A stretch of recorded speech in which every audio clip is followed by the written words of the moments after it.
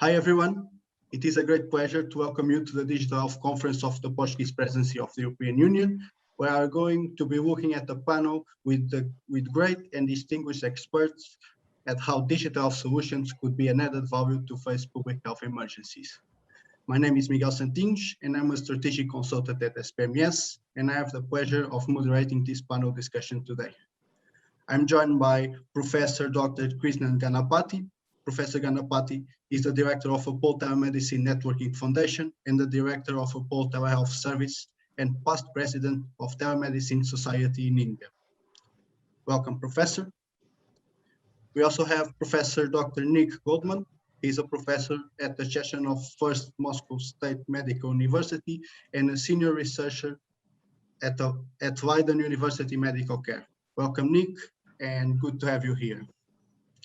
Today's session is composed of two presentations. Professor Ganapathy will start by presenting his insightful experience on technology-enabled remote healthcare focused on the Indian context. And following that, Professor Nick will provide us with a post-pandemic outlook.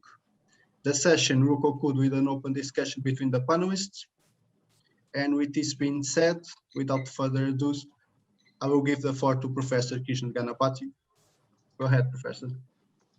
Thank you very much for inviting me to share with you my experience over the last 2 decades in providing healthcare in India. India, as you know, is the second largest country in the world, and I'm going to confine myself to remote healthcare, mainly in public-private partnership. We started this about 7 years ago, and I am firmly convinced that this is the only way to bridge the urban-rural health divide in developing countries and emerging economies. Over 13 million teleconsultations have been done by my department, and today we have reached almost 10,000 consultations per day. Just a few weeks ago, we published a paper in the American Telemedicine Association journal where we reviewed our experience with the first 1 million teleconsultations in a PPP mode. We have also brought out a chapter where we have discussed in great detail the operational challenges and also proved that it is economically viable to do this in a PPP mode. We started this in the Himalayas 6 years ago at a height of 14,500 feet. 5 months in a year, the temperature was -25, landslides, snowstorms. There was no way healthcare could be provided. And as you can see the panel on the right-hand side, getting a helicopter to evaluate the sick were extremely difficult. And on the left-hand side, you see, even as recently as 10 years ago, this was how a sick patient would be taken to the nearest hospital 200 kilometers away. And then we intervened, and what followed, as they say, is history. Today, we have done more than 25,000 teleconsultations. We run the world's only 24/7 tele-emergency services, and more than 2,000 patients have been treated.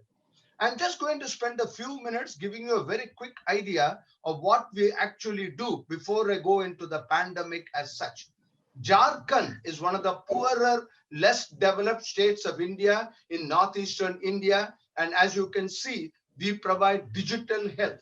This is a screenshot which I took a week ago, and I could have taken it even 1 hour ago. This gets updated in real time. If you see the panel in the middle, you will see that we have done 500,000 teleconsultations in the 100 digital dispensaries which we run. And on the 11th of May, we had done 270 teleconsultations. Though not totally paperless, for all practical purposes, we have an excellent EMR, a hospital information system, and the entire data is transparent, available on a real-time dashboard. Uttar Pradesh is India's largest state, population almost half that of Europe, 240 million people. These are, of course, a few pilot projects which we are doing now. And as you can see on the bottom right, we are able to provide cardiologists, urologists, physiatrists, and so on, orthopedics, you name it. And the specialist and the super specialist will appear on a screen with a turnaround time of less than 2 hours. And all this data is available instantaneously. This is certainly the world's largest tele-ophthalmology project, which we have been doing very successfully for the last years. 115 eye centers were outsourced by the government of Telangana to a private corporate entity like the Apollo hospitals. And as of 12th of May, we had seen 1.6 million patients. That is 3.2 million eyes. And out of this, about 450,000 fundus examinations were done by 30 ophthalmologists who live in Chennai, the city where I am talking to you from at this moment. And though we are physically separated by about 450 kilometers, within 15 to 20 minutes, as you can see on this slide, a computer generated color report is sent within 20 minutes to the patient, who is told what exactly is the problem, and even this is annotated. Of course, if there is a pathology which is referred to a higher center, these ophthalmology units are only a very sophisticated tele-triage. Very basic treatment is given, but most important is the diagnosis. As you can see, the figures here are staggering for people from Western countries. You can see that even during the height of the pandemic, of course, this is April, the last 2 weeks has been very bad for India, and things are changing, but we are very sure, we are resilient, we will fight back, and we are very confident that in a few weeks, we will come back to what we were last year. You can see in this slide that specialist teleconsultations, an average of 14,000 teleconsultations are given in 183 urban primary health centers. And again, we have covered more than 1.18 million teleconsultations in various specialties. Many of these figures are taken before the pandemic, but we have until about 4 weeks ago, when the second wave really started, even at the height of the lockdown during the first wave, we used to have people, of course, mass social distancing, etc. And here you can see how entries are made in an electronic medical record by a paramedic. The photo on the right is we have what we call a spike, hub centers for, and here you can see how we have a call center, a medical response center, probably the largest in Asia, with more than 250 people attending to almost 5,000 calls a day. This consists of doctors, nurses, physiotherapists, occupational therapists, and so on. And in all these 183 centers, we have pharmacies, and the drugs are dispensed within 30 to 45 minutes. On the bottom, you see a laboratory. These laboratories do almost all the tests available in a secondary hospital. And the most interesting thing is the patient does not have to come back the next day for the laboratory results. Almost always the results are available within 1 to 3 hours. And in the same visit, the doctor is able to review the patient, because all these are loaded in an electronic medical record. I could give you hundreds and hundreds of clinical illustrations, but just to give you a few examples. Now, this is a patient whom we saw in the Himalayas, who came with chest pain on a Saturday evening at 5 o'clock. The original ECG was normal, but then particularly in India, most of us are clinically, we are all trained to have a clinical diagnosis. And my doctor in the emergency ward, he said, I just don't like the look of your face. And he told the nurse, don't send him back, keep him there. And after an hour, we repeated the ECG. And as suspected, we picked up a myocardial infarction even as it was evolving at 14,000 feet height in the Himalayas. And we initiated thrombolysis from a distance of 2,800 kilometers. So far, we have picked up 15 cases of myocardial infarction in the last 2.5 years, ventricular tachycardia, and hundreds of other emergencies which have been handled in real time. I think this is the most important message among all the papers which are published. We have submitted this to the government, and hopefully the government will take a decision to scale up public-private partnerships throughout the country. We have shown scientifically with solid data that this is cost-effective, it's economically viable. Where in the world can you provide a specialist and super specialist teleconsultation for less than $2 within 1 hour in the remotest part of India? Similarly, our laboratories are all ISO certified, national accredited, NABL certified, and so on. And the most interesting thing is that strict quality control is maintained by my staff who are all located in Hyderabad, one of the major cities in India, and we do a detailed quality control of all the laboratories. And as you can see in the very first line which you see here, that we were able to show that the cost in a public-private partnership is significantly less than in a private laboratory. So hopefully this detailed economic evaluation will be helpful.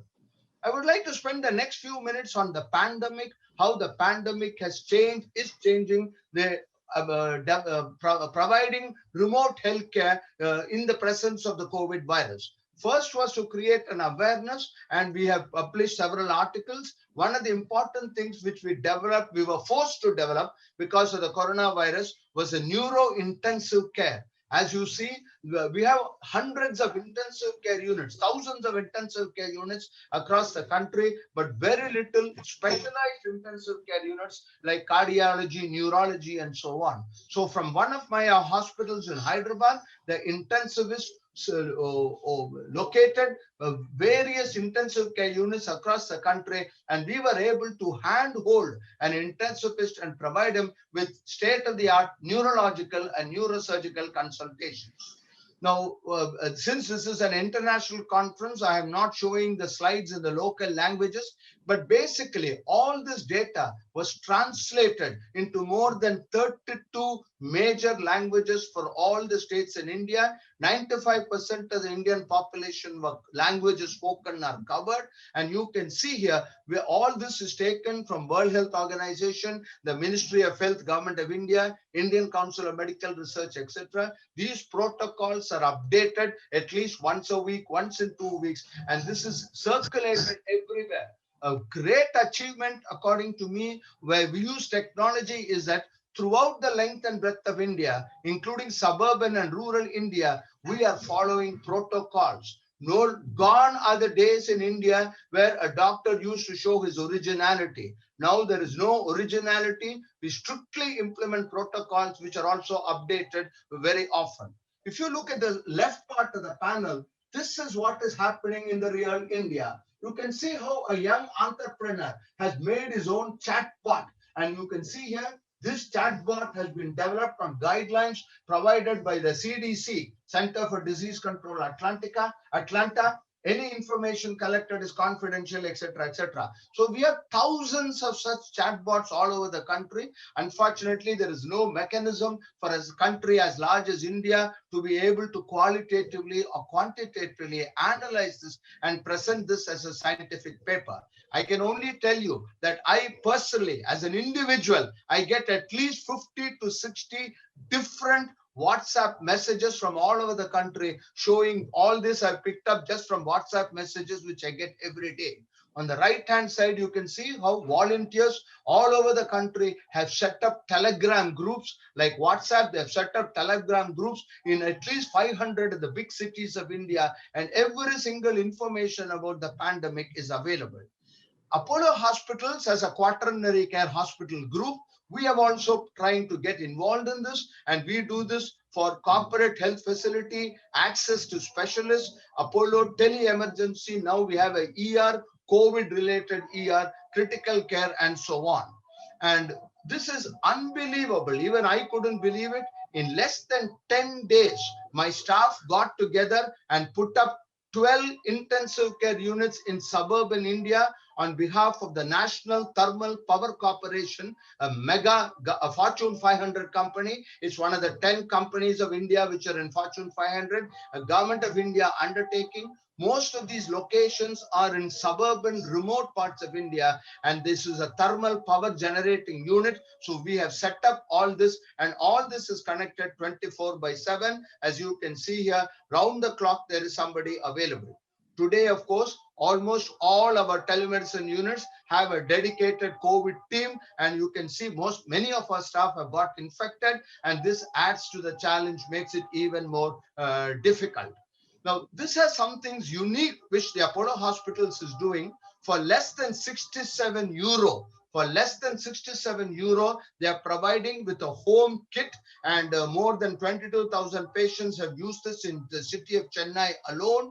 And on 12th of May, just to give you an example, 265 patients registered for this particular particular facility offered. So this is the kit, monitoring kit, etc.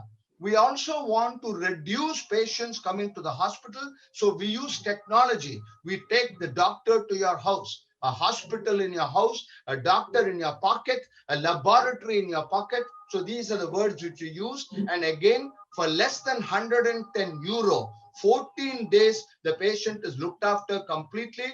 Every day there is a teleconsultation with a qualified physician. We have two consultations a day with a COVID coordinator, virtual rehabilitation. We have nurses consulting them, and so on. We have various schemes, all of which have become very popular. It took me about 18 years from 1998 when I got involved in telemedicine. It was extremely difficult to make people understand that remote healthcare is the only way a country like India can bridge the gap. But the last 6 months have been amazing. Today, you can see there are hundreds of volunteers, groups, the Rotary, the Lions Club, etc., etc. Online video consultation is now available.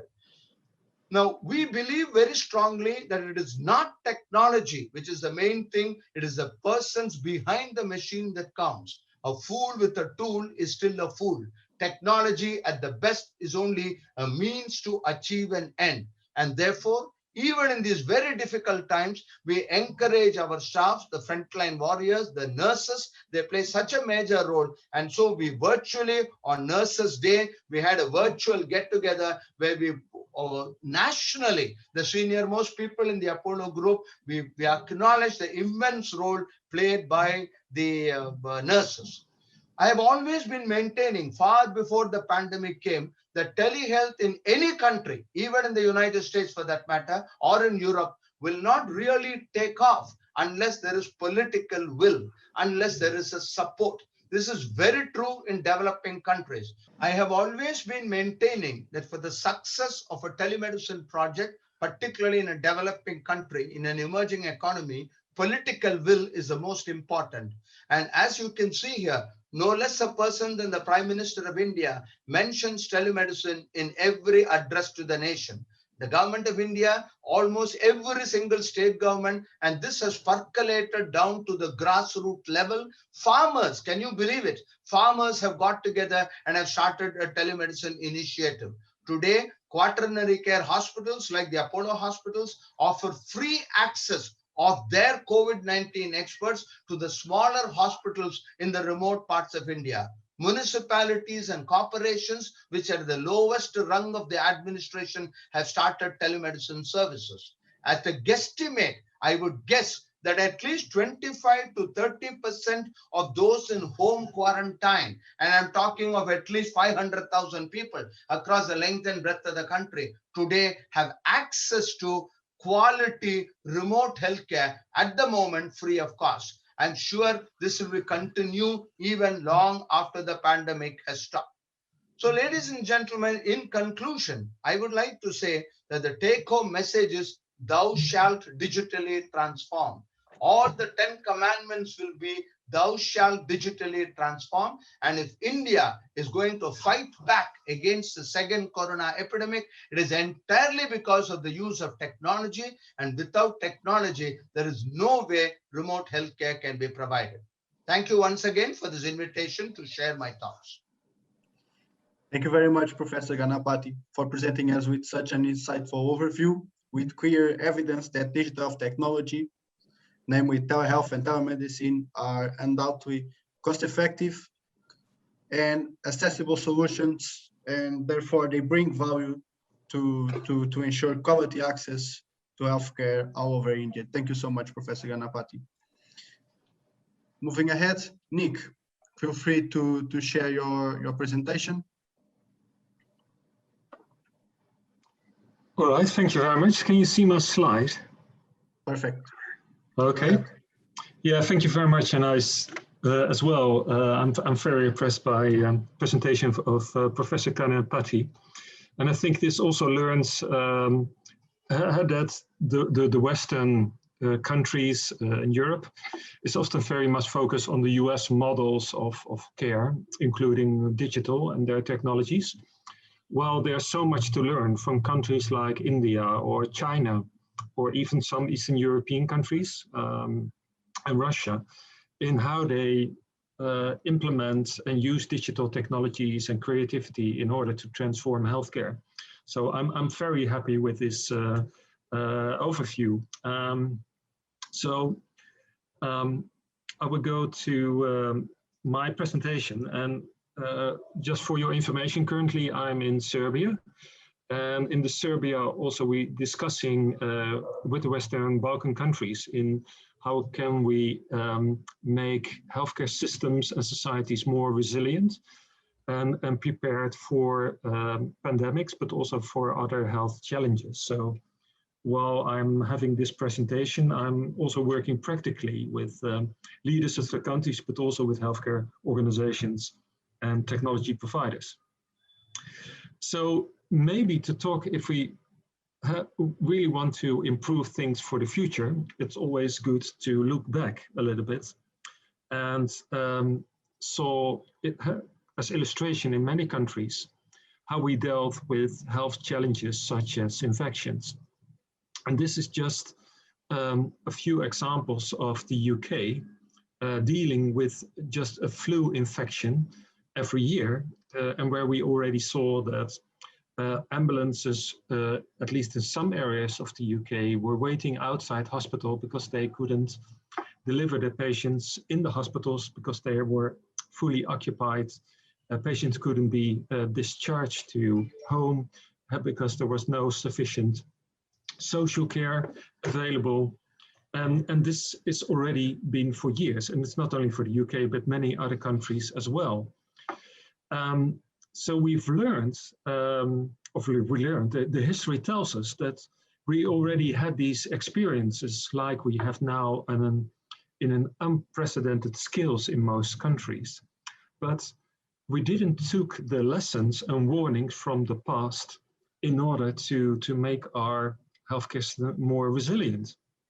So we had some other flu outbreaks, also in other areas of the world.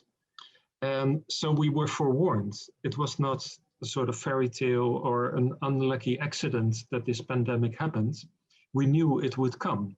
And still governments, including my own government in the Netherlands, didn't took the appropriate measures to be prepared.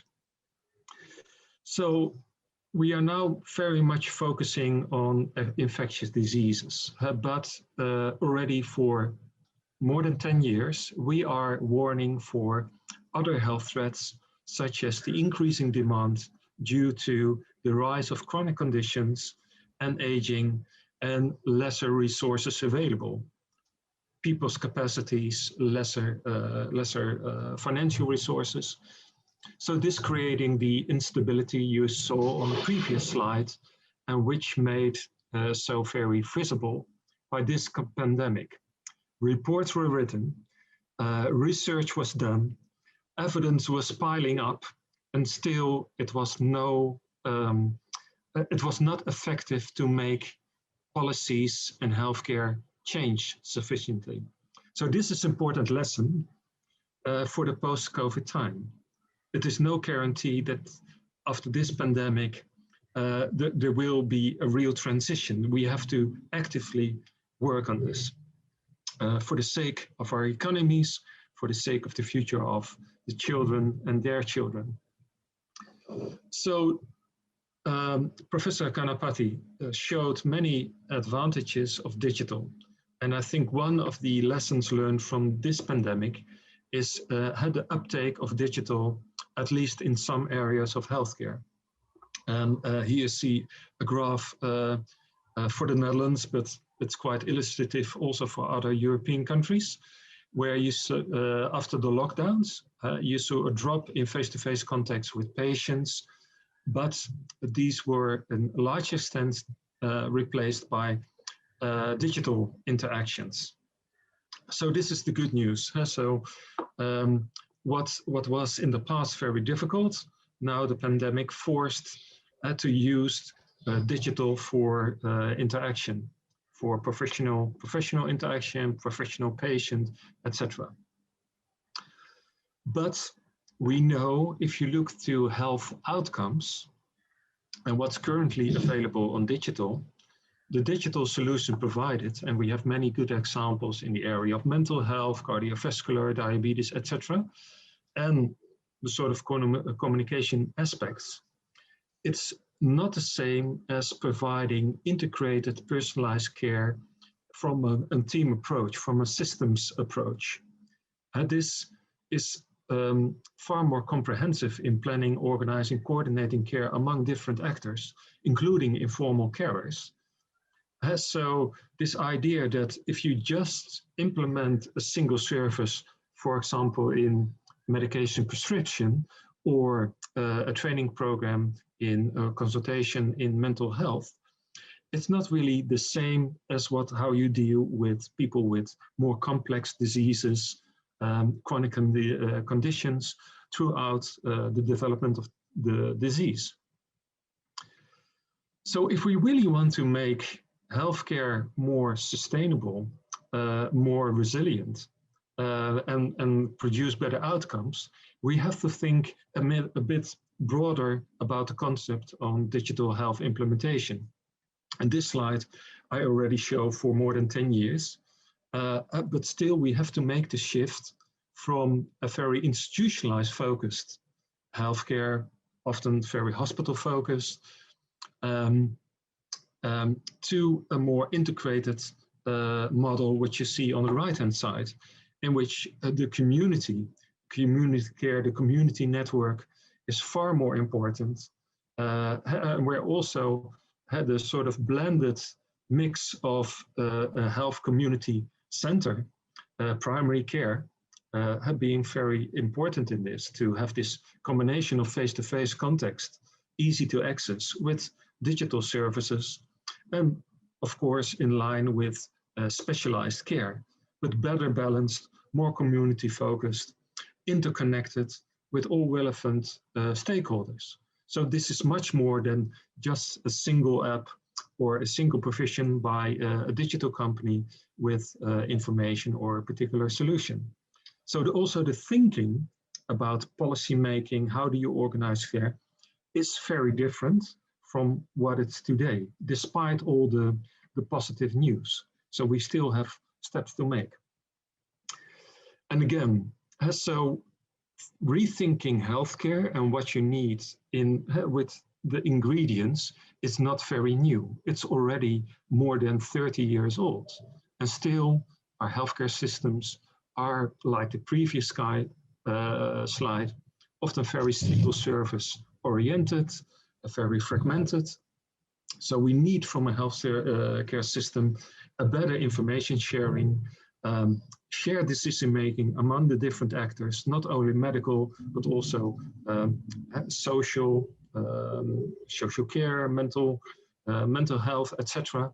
And it should be responsive, adaptive, flexible delivery system of service in order to tailor these services to the needs of the individual patients and their context. While on the community side, of course, we also need changes, like a better, people better equipped for managing their own disease, or at least support from family and friends and their community, a supportive environment. And this is also important to make things work, because we know that single services or individual approach doesn't work, but because very much is depending on the context, prevention, etc. And here below, you see the team approach from the system, who should have a flexible and productive interaction with the community and a better informed patient. Roughly, this is what we already know. This is what we should work into, but lessons learned, we weren't able over the last 2 decades to do that. shortly to mention this, if you look to the patient needs and the patient journey at different points of time, needs are fluctuating, so therefore we need a more flexible system. So if you break it down to a service level, you see all kinds of actions happening with people when they consuming healthcare, when they work on their health, having problems, diagnosis, treatment, monitoring, rehabilitation. And so this interaction between the different settings and the different actors in this is key to make it work. So this is the basis where people should think, okay, how can we redesign, reorganize our services for diabetes management, for complex diseases, how to improve more the social aspects and needs of the patients in order to work better on health, be less vulnerable for infectious diseases, stronger communities in order to do this. So this is really what's where the big challenge is. The challenge is not to provide an app or a single service. This is where the quality of care is coming from. It's often from the systems aspect. So it's about integration. It's about integration if you look horizontally, vertically, about how the different actors are integrating information, shared decision making, and how this works as an entity or organization. And this also applies to cross-sectoral integration. So the implication is we should do this together at a local, regional level, because this is the most obvious setting where the normal people who are involved, the actors working on these issues, including the local authorities, etc. You can work within the limits and the context of the infrastructure, the local context and the culture. And this is also an important aspect to implement after the pandemic to make the improvements. And we know that it's not a simple thing like just implement the technology in a certain setting. It's also depending on higher level aspects such as rules, regulation, financing, and support. So it comes with both a top-down as well as a bottom-up approach. And the solution or the idea of improvement is should be leading by the needs of the people, of the community and the patients. And the same applies for the upscaling challenges we have. If we have good examples and we show that things are working, how to upscale and transpose to other settings as well, including other countries. So I think the positive message is that the European Commission and many regions in Europe has made major improvements in collaboration, in building networks along these ideas of integrated care, better health and social care, strengthening primary care. So we can capitalize on that. So we shouldn't really be reinventing the wheel. We have many things to build on, but we should make it more efficient. And this comes with a strong strategy and a vision for the future.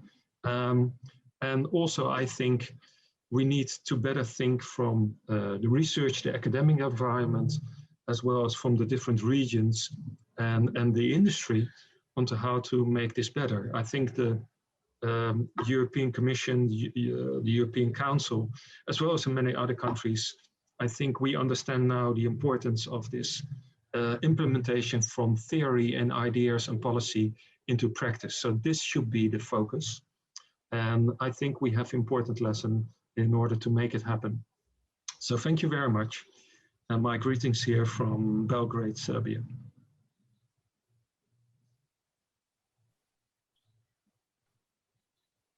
Thank you very much, Professor Nick, for presenting such a great insight on this post-pandemic outlook for healthcare. I would like to underline one of your key message of your presentation, that this great acceleration on the use of health technologies we are experiencing today, this is not guaranteed. Further action to maintain and leverage this acceleration is needed. And this also links with the idea of a health ecosystem. We need to work out together. Collaboration is key. And with that, I would like to focus the next minutes on reimagining healthcare. As you both query underline, one of the key lessons learned from COVID-19 is that the gap between health and technology needs to be closed in order to strengthen the resilience of national health systems so that we may be better placed to tackle public health threats in the future. So this being said, the first question moving forward is, what are your hopes and expectations to leverage remote healthcare? Maybe you could start, Professor Ganapathy. Please keep it short, please. I got interested in telemedicine in 1998. The first 15 years was spent in just creating awareness, evangelization, if you want to call it. And about 6 to 7 years ago, I'm only talking of India, 6 to 7 years ago, people gradually sort of, they were prepared to listen to us.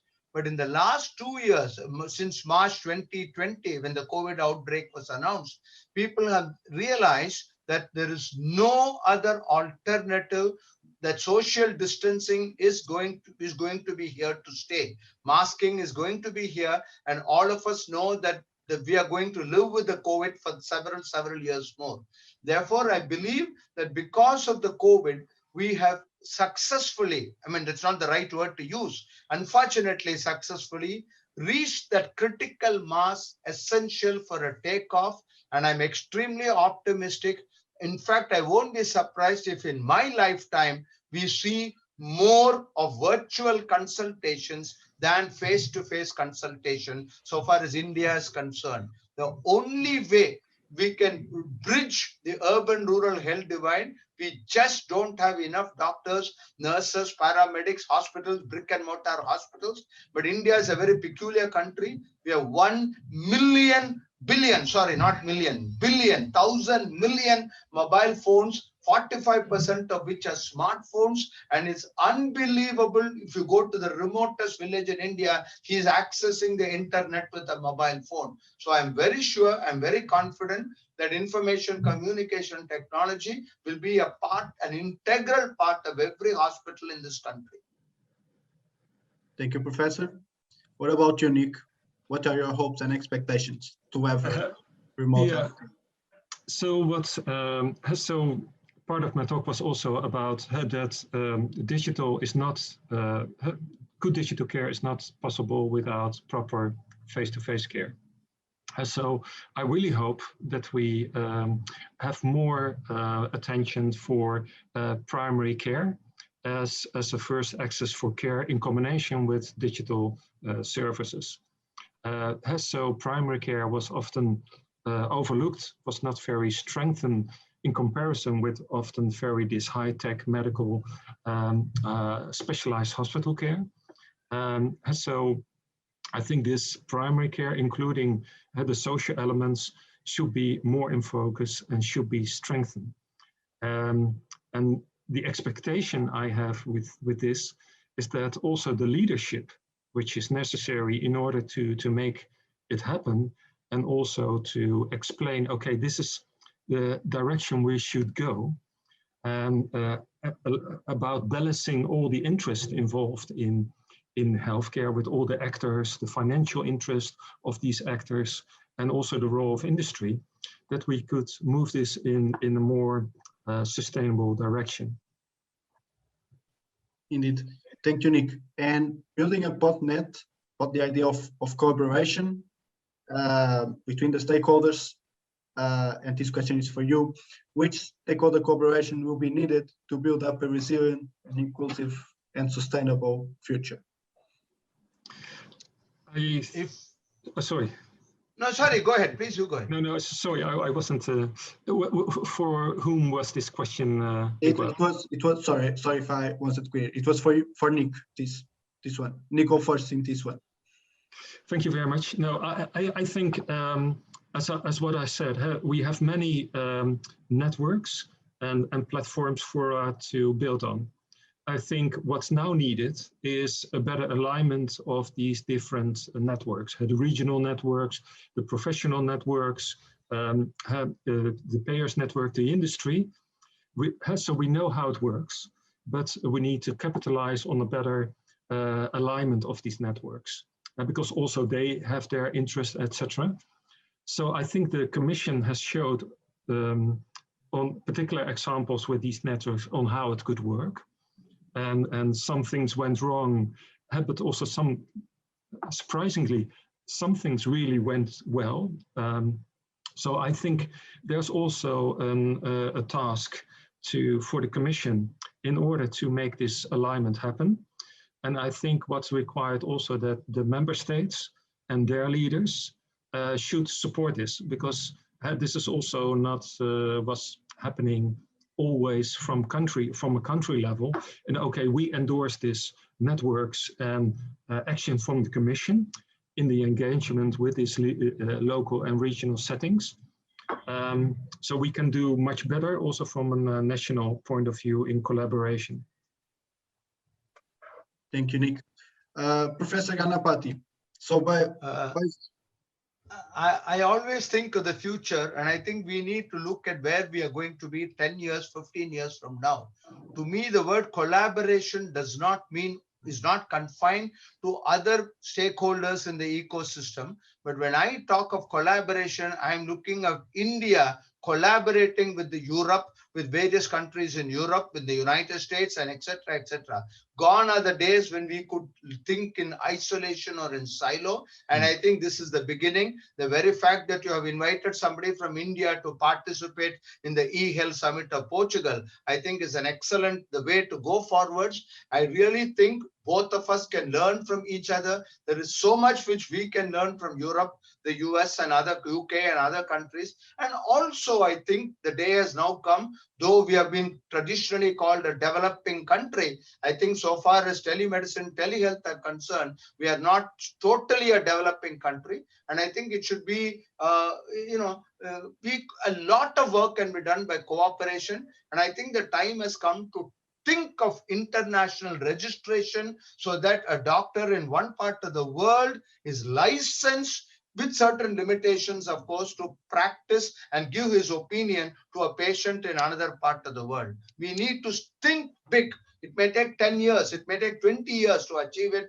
but unless we start thinking big, we are not going to make progress. We're already talking about the Gaganyaan mission. Because of the COVID, it's probably pushed back by 1 year. But within the next 18 months, 3 Indians will be outside the earth for 8 days. So we are now talking of providing healthcare to Indians in outer space. So this is what we are looking at. So I think the sky is no longer the limit, not only for India, but to most countries in the world. China has already landed something on Mars. So I think we need to think big. That is very important. Yeah, I fully agree with Professor Ganapathy. I think this is so important because we can so much learn from each other. And definitely, so if you're looking for very much a lot of examples in digital, but also in terms of health efficiency in a very flexible manner. Also, India have wonderful examples on provides, for example, ophthalmology care. And so this health is a binding theme by countries, and it's a very neutral. It's an area where we can build these collaborations and can do good things for our people. So this is really an opportunity also to think and to create a better world, not only by just politics or economics, but health is such an important, very practical way to collaborate. Absolutely. And we are the only discipline, industry, if you want to call it, which is recession proof. Whatever happens, the healthcare industry has to survive. Indeed. Guys, to conclude, if you could make a wish, what would it be? Professor Ganapathy, you go first. I belong to the BC era. I'm not talking of before Corona, I'm talking of before computers. I was the last neurosurgeon in India trained before computers came into the healthcare system. Though I'm a technology buff, I obviously love, embrace, use technology. I'm very concerned, and I reiterate again and again that technology is a means to achieve an end. As a medical doctor, my primary job is to provide tender, loving care, to empathize, sympathize with my patient. I may be doing it virtually across continents, but it's a very sad day when a medical doctor entirely uses technology and forgets that he has to listen to a patient and provide him with the succor which he expects. And I think we should never lose sight of this fact. Remember that technology is not an end, but only a means to achieve an end. Nick? Yeah, well, because I'm, basically I'm an academic. I'm, of course, interested in applications in the clinic and doing well for patients. But talking from academic perspective, I definitely hope that also this pandemic has learned for science and for the academic environment that this is also a warning that we should better do in translating this knowledge into practice. And I don't think this is harming any excellence in science, but currently my colleagues are so much focused on impact factors and producing papers rather than or combine it with making it work for practice. And that we should value our colleagues who try to do something, we do a bit more. So the value of knowledge is in its application in almost every area. So if we gonna make this true, I would be very happy. Thank you so much, Professor Ganapathy. Professor Nick, thank you so much for accepting our invitation. Thank you so much for sharing your experience and for providing such an insightful session. I hope the audience will benefit from it. And thank you so much, guys. Thank you very much. Thank you, Professor Nick. I wish I could have come personally to Portugal and to the university where you are rather than see you on a screen. Let's hope someday it works out. Yeah, definitely. You are very much welcome, and I hope to be in India very soon. It was a great honor and a great pleasure.